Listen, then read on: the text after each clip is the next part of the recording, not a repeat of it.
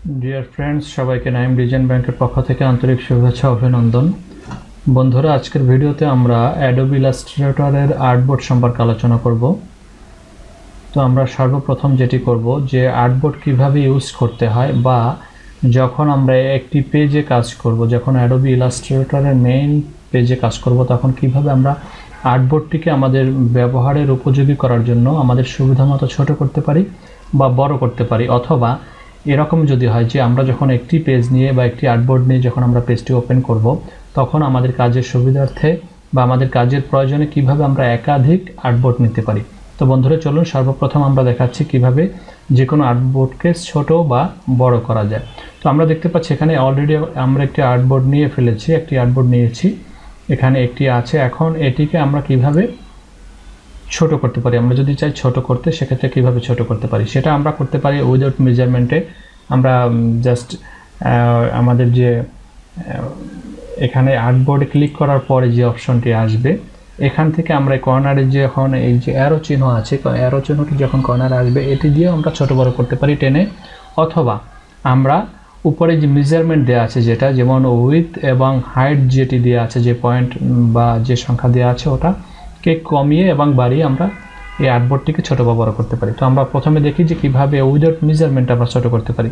যেমন এটাকে যখন আর্টবোর্ডে ক্লিক করলাম, আর্টবোর্ডে ক্লিক করার পরে কিন্তু আমাদের একটি মার্কিং চলে এসেছে, আমরা দেখতে পাচ্ছি। এখন আমরা যেটি করব, কর্নারে কার্সার রাখলে তখন অ্যারো চিহ্ন চলে আসবে, আমরা এখান থেকে টেনে ছোট করতে পারি।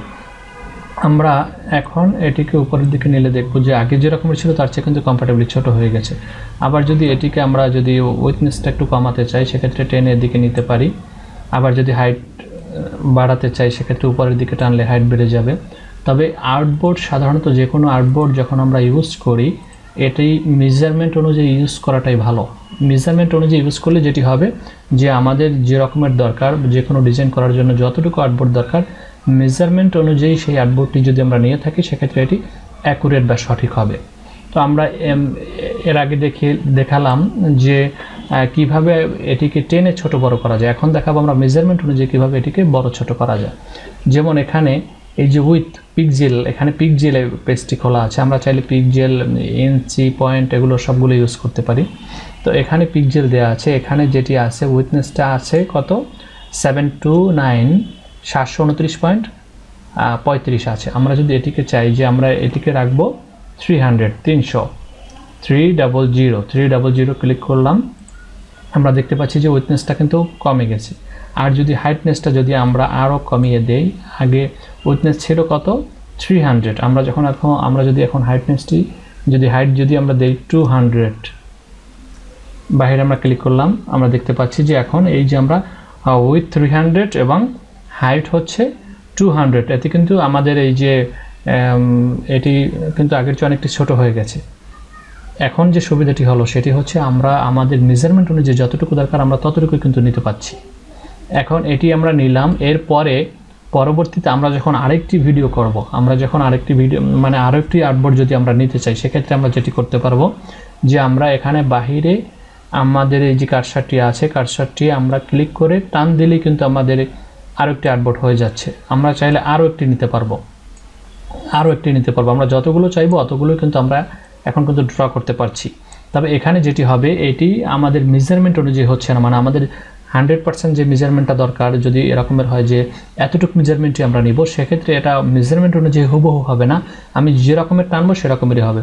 এক্ষেত্রে আমাদের যেটি করতে হবে, আমরা আবার চাইলে আমরা এটিকে আবার সিলেক্ট করে আমরা যদি চাই যে এখানে যতটুকু আছে, এখানে আছে 222.8 উইথ, আর হাইট আছে 232.47, যেটি এটিকে আমরা যদি চাই যে এটিকেও আমরা আগেরটি যে রকমের উইথ ছিল 300 এবং হাইট ছিল 200 ওইভাবে করব, সেক্ষেত্রে আমরা এটিকে করতে পারবো। যেমন উইথ এটিকে আমরা 300 করব, 300 পিক্সেল দিলাম, আর হাইট এটিকে করব কত 200, এটিকে 200 করব।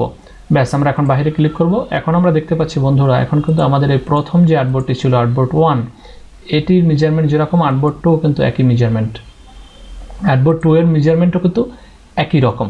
তো আমরা এভাবে চাইলে যে কোনো আর্টবোর্ডকে বড় ছোট করতে পারি এবং আমাদের প্রয়োজন অনুসারে একাধিক আর্টবোর্ড ইউজ করতে পারি। তো বন্ধুরা, আপনারা দেখলেন যে কিভাবে অতি সহজে আর্টবোর্ড এর পরিমাপ ছোট বড় করা যায়। আমাদের মেজারমেন্ট অনুযায়ী আমরা করতে পারি, অথবা আমরা কার্সার টেনেও করতে পারি, অথবা যে কোনো একটি আর্টবোর্ড থেকে আমরা যদি চাই আরও একাধিক আর্টবোর্ড তৈরি করব বা আরও একাধিক আর্টবোর্ড নিব আমাদের কাজের প্রয়োজনে, সেটিও কিন্তু আমরা করতে পারি।